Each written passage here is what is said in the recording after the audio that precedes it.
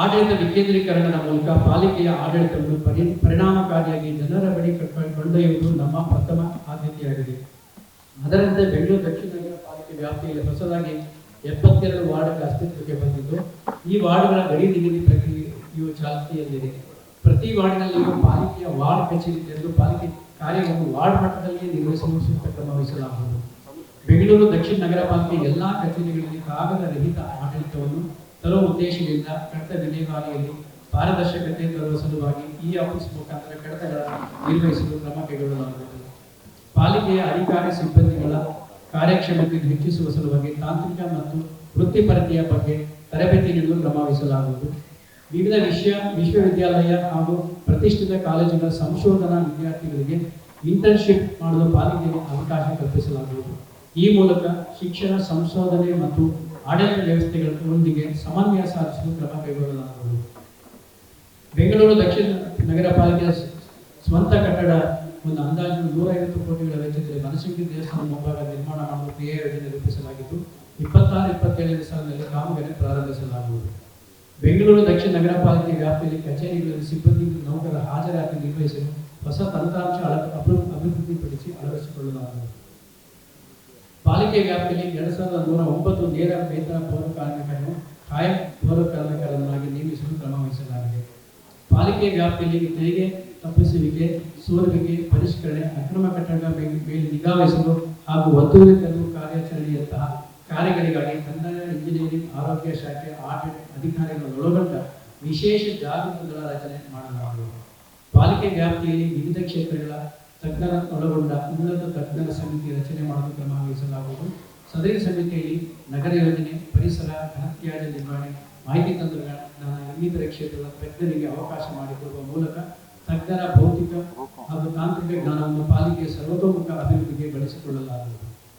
ಹಣಕಾಸು ಮತ್ತು ಲೆಕ್ಕಪತ್ರ.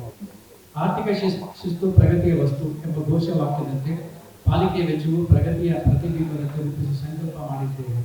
ಪಾಲಿಕೆ ವ್ಯಾಪ್ತಿಯಲ್ಲಿ ಎಲ್ಲಾ ಖರ್ಚು ವೆಚ್ಚಗಳನ್ನು ಈಗಾಗಲೇ integrated financial management system IFMS ಮುಖಾಂತರ ನಿರ್ವಹಿಸುತ್ತಿದ್ದು, ಪ್ರಸ್ತುತ ಇನ್ನಷ್ಟು ಪರಿಣಾಮಕಾರಿಯಾಗಿ ಲೆಕ್ಕಪತ್ರ ನಿರ್ವಹಿಸಲು ಹೊಸ ತಂತ್ರಜ್ಞಾನದ ಬಳಕೆ ಮಾಡಿಕೊಳ್ಳುವ ಬಗ್ಗೆ ಅಧ್ಯಯನ ಮಾಡಿ ಅಳವಡಿಸಿಕೊಳ್ಳಲಾಗುವುದು. ಬೆಂಗಳೂರು ದಕ್ಷಿಣ ಪಾಲಿಕೆ ವ್ಯಾಪ್ತಿಯ ಕಚೇರಿಗಳಲ್ಲಿ ಸಮರ್ಪಕ ಲೆಕ್ಕಪತ್ರ ನಿರ್ವಹಣೆಯನ್ನು ಖಚಿತಪಡಿಸಿಕೊಳ್ಳಲು ಆಂತರಿಕ ಲೆಕ್ಕ ಪರಿಶೋಧನಾ ವಿಭಾಗವನ್ನು ಬಲಪಡಿಸಿಕೊಳ್ಳಲಾಗುವುದು. ರಾಜ್ಯ ಸರ್ಕಾರ ರಾಜಸ್ವ ಅನುದಾನವಾಗಿ 103.97 ಕೋಟಿಗಳ ಬೆಂಗಳೂರು ದಕ್ಷಿಣ ನಗರ ಪಾಲಿಕೆಗೆ ಬಿಡುಗಡೆಯಾಗುವ ನಿರೀಕ್ಷೆ ಮಾಡಲಾಗಿದೆ. ಬೆಂಗಳೂರು ದಕ್ಷಿಣ ನಗರ ಪಾಲಿಕೆಗೆ 16ನೇ ಕೇಂದ್ರ ಹಣಕಾಸು ಆಯೋಗದ ಅನುದಾನದಲ್ಲಿ 125.29 ಕೋಟಿಗಳ ಅನುದಾನ ಬಿಡುಗಡೆಗೊಳ್ಳುವುದಾಗಿ ನಿರೀಕ್ಷಿಸಲಾಗಿದೆ. ಜಾಹೀರಾತು. ಸುವ್ಯವಸ್ಥಿತ ನೀತಿ ಜಾರಿಗೆ ತರುವ ಮುಖಾಂತರ ಪ್ರಮುಖ ಕಾರಿಡಾರ್ಗಳು ಮತ್ತು ರಸ್ತೆಗಳನ್ನು ಗುರುತಿಸಿ ಅಲ್ಲಿ ಜಾಹೀರಾತು ಬಿಲ್ಬೋರ್ಡ್ಗಳು ಮುಖಾಂತರ ಬೆಂಗಳೂರು ದಕ್ಷಿಣ ನಗರ ಪಾಲಿಕೆಗೆ ಗರಿಷ್ಠ ಆದಾಯವನ್ನು ಪಡೆಯಲು ಟೆಂಡರ್ ಪ್ರಕ್ರಿಯೆ ಚಾಲ್ತಿಯಲ್ಲಿ ಇರುತ್ತದೆ. ಈ ಹೋರ್ಡಿಂಗ್ಗಳ ಹಂಚಿಕೆಯ ಸಂಪೂರ್ಣ ಪ್ರಕ್ರಿಯೆಯನ್ನು ಪಾರದರ್ಶಕವಾಗಿ ಮತ್ತು ಡಿಜಿಟಲ್ ಮೇಲ್ವಿಚಾರಣೆ ವ್ಯವಸ್ಥೆಯ ಮುಖಾಂತರ ಜಾರಿಗೆ ತರಲಾಗುವುದು. ಈ ಹೊಸ ಜಾಹೀರಾತು ನೀತಿ ಮೂಲಕ 2026-27 ಸಾಲಿನಲ್ಲಿ ಅಂದಾಜು 126 ಕೋಟಿಗಳ ಆದಾಯ ನಿರೀಕ್ಷಿಸಲಾಗಿದೆ. ಹೊಸದಾಗಿ ನಿರ್ಮಾಣಗೊಳ್ಳುವ ಸ್ಕೈವಾಕ್ಗಳಲ್ಲಿ ವಾಣಿಜ್ಯ ಜಾಹೀರಾತುಗಳಿಗೆ ಅವಕಾಶ ಮಾಡಿಕೊಟ್ಟು ಪಾಲಿಕೆಯ ಆದಾಯವನ್ನು ಹೆಚ್ಚಿಸಲು ಕ್ರಮ ವಹಿಸಲಾಗುವುದು. ಕಂದಾಯ. ನ್ಯಾಯಸಮ್ಮತ ತೆರಿಗೆ ಸಮೃದ್ಧ ಸಮಾಜ. ಬೆಂಗಳೂರು ದಕ್ಷಿಣ ನಗರ ಪಾಲಿಕೆ ವ್ಯಾಪ್ತಿಯ ಆಸ್ತಿಗಳ ತೆರಿಗೆಯನ್ನು ಹೆಚ್ಚಿಸದೆ ವೈಜ್ಞಾನಿಕವಾಗಿ ತೆರಿಗೆ ಸಂಗ್ರಹಕ್ಕೆ ಒತ್ತು ಕೊಡಲಾಗುವುದು. 2026-27 ಸಾಲಿನಲ್ಲಿ ಆಸ್ತಿ ತೆರಿಗೆ ಮೂಲಕ 1101.30 ಕೋಟಿಗಳ ಆದಾಯವನ್ನು ನಿರೀಕ್ಷಿಸಲಾಗಿದೆ. ಬೆಂಗಳೂರು ದಕ್ಷಿಣ ನಗರ ಪಾಲಿಕೆ ವ್ಯಾಪ್ತಿಯ ಕಡಿಮೆ ತೆರಿಗೆ ಘೋಷಿಸಿಕೊಂಡಿರುವ ಪ್ರಕರಣವನ್ನು ಪತ್ತೆ ಮಾಡಿ ಮರು ಮೌಲ್ಯಮಾಪನ ಕೈಗೊಂಡು ಪರಿಣಾಮಕಾರಿಯಾಗಿ ಆಸ್ತಿ ನಿರ್ವಹಣೆ ಮೂಲಕ ಆದಾಯ ಹೆಚ್ಚಿಸಲು ಕ್ರಮ ವಹಿಸಲಾಗುವುದು. ಬೆಂಗಳೂರು ದಕ್ಷಿಣ ನಗರ ಪಾಲಿಕೆ ವ್ಯಾಪ್ತಿಯ ಬಿ ಖಾತೆಯ ಆಸ್ತಿಗಳನ್ನು ಎ ಖಾತೆಗಳಾಗಿ ಪರಿವರ್ತಿಸಿ ಪ್ರಕ್ರಿಯೆ ಚಾಲನೆಯಲ್ಲಿದ್ದು, ಸದರಿ ಪ್ರಕ್ರಿಯೆಯಿಂದ 26-27 ಸಾಲಿನಲ್ಲಿ ಅಂದಾಜು 225 ಕೋಟಿಗಳಷ್ಟು ಹಣ ನಿರೀಕ್ಷಿಸಲಾಗಿದೆ.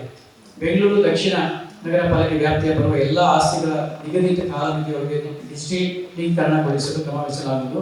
ನಗರ ಪಾಲಿಕೆ ಒಟ್ಟು 5.13 ಲಕ್ಷ ಆಸ್ತಿಗಳ ಪೈಕಿ ಈಗಾಗಲೇ 1.83 ಲಕ್ಷ ಆಸ್ತಿಗಳಿಗೆ ಈ ಖಾತೆ ನೀಡಲಾಗಿರುತ್ತದೆ. ಉಳಿದ ಆಸ್ತಿಗಳಿಗೆ ಕ್ಯಾಂಪ್ಗಳನ್ನು ನಡೆಸಿ ತ್ವರಿತ ರೀತಿಯಲ್ಲಿ ಈ ಖಾತೆ ನೀಡಲು ಕ್ರಮ ವಹಿಸಲಾಗುವುದು. ಪಾಲಿಕೆ ವ್ಯಾಪ್ತಿಯಲ್ಲಿ ಸಂಪನ್ಮೂಲ ಕ್ರೋಢೀಕರಣ ಮತ್ತು ಆದಾಯ ಗಳಿಸುವ ಯೋಜನೆಗಳನ್ನು ರೂಪಿಸಲು ಮಾಹಿತಿ ತಂತ್ರಜ್ಞಾನ ಮತ್ತು AI ಬಳಸಿಕೊಂಡು ಒಂದು ವಿಶೇಷ ವೇದಿಕೆ ಸೃಷ್ಟಿಸಲು ಕ್ರಮ ವಹಿಸಲಾಗುವುದು.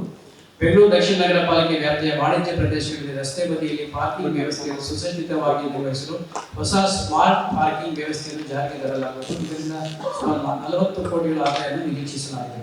ಭೂಸ್ವಾಧೀನ ಮತ್ತು ಟಿಡಿಆರ್ ಬೆಳೆಯುತ್ತಿರುವ ನಗರದ ಅವಶ್ಯಕತೆಗೆ ಅನುಗುಣವಾಗಿ ಈಗಿನ ಹಲವಾರು ಮುಖ್ಯ ರಸ್ತೆಗಳ ಅಗಲೀಕರಣ, ಗ್ರೇಡ್ ಸಪರೇಟರ್ ಹಾಗೂ ಜಂಕ್ಷನ್ ಅಭಿವೃದ್ಧಿ ಕಾಮಗಾರಿಗಳಿಗೆ ಭೂಸ್ವಾಧೀನ ಅವಶ್ಯಕವಾಗಿದ್ದು, ಸದರಿ ಅಭಿವೃದ್ಧಿ ಕಾರ್ಯಗಳಿಗೆ ಟಿಡಿಆರ್ ನೀಡುವ ಮೂಲಕ ಅಭಿವೃದ್ಧಿ ಪಡಿಸಲಾಗುವುದು.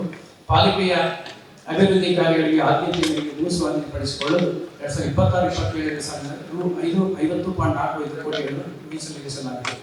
ದಕ್ಷಿಣ ಬೆಂಗಳೂರಿನ ಪ್ರಮುಖ ಸಂಚಾರ ಮಾರ್ಗಗಳ ಸುಧಾರಣೆಗೆ ಕೆಲವು ಮಹತ್ವದ ರಸ್ತೆ ಅಭಿವೃದ್ಧಿ ಯೋಜನೆಗಳನ್ನು ಕೈಗೊಳ್ಳಲಾಗಿದೆ.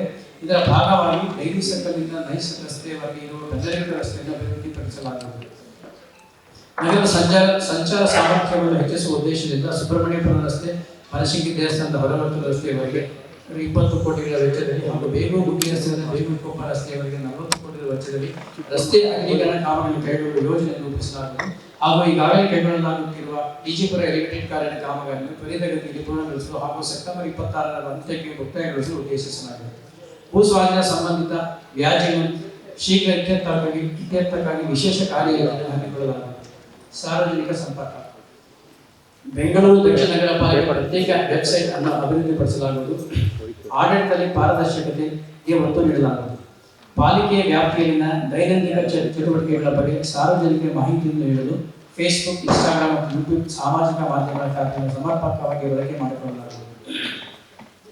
ಆಯುಕ್ತರ ನಡೆಗೆ ಜನರ ಕಡೆಗೆ ಎಂಬ ವಿಶಿಷ್ಟ ಕಾರ್ಯಕ್ರಮದಲ್ಲಿ ಈಗಾಗಲೇ ಪಾಲಿಕೆಯ ವಿವಿಧ ಸ್ಥಳಗಳಲ್ಲಿ ನಾಗರಿಕರ ಸಮಸ್ಯೆಗಳಿಗೆ ಸ್ಪಂದಿಸುವ ಉದ್ದೇಶದಿಂದ ನಾಗರಿಕರೊಂದಿಗೆ ಕಾಲನಿಗೆ ಕಾರ್ಯಕ್ರಮ ಹಮ್ಮಿಕೊಳ್ಳಲಾಗಿದ್ದು, ಸದರಿ ಕಾರ್ಯಕ್ರಮವನ್ನು ಮುಂದುವರಿಸಲಾಗುವುದು. ಆಯುಕ್ತರ ನಡೆಗೆ ಜನರ ಕಡೆ ಕಾರ್ಯಕ್ರಮದ ಮುಂದುವರೆದ ಭಾಗವಾಗಿ ನಾಗರಿಕ ಪ್ರತಿನಿಧಿಗಳೊಂದಿಗೆ ತಿಂಗಳಿಗೊಮ್ಮೆ ಸಭೆ ನಡೆಸಿ ಕುಂದುಕೊರತೆಗಳಿಗೆ ಆಡಳಿತ ಯಂತ್ರವು ಪರಿಣಾಮಕಾರಿಯಾಗಿ ಸ್ಪಂದಿಸುವ ಬಗ್ಗೆ ಖಚಿತಪಡಿಸಿಕೊಳ್ಳಲಾಗುವುದು.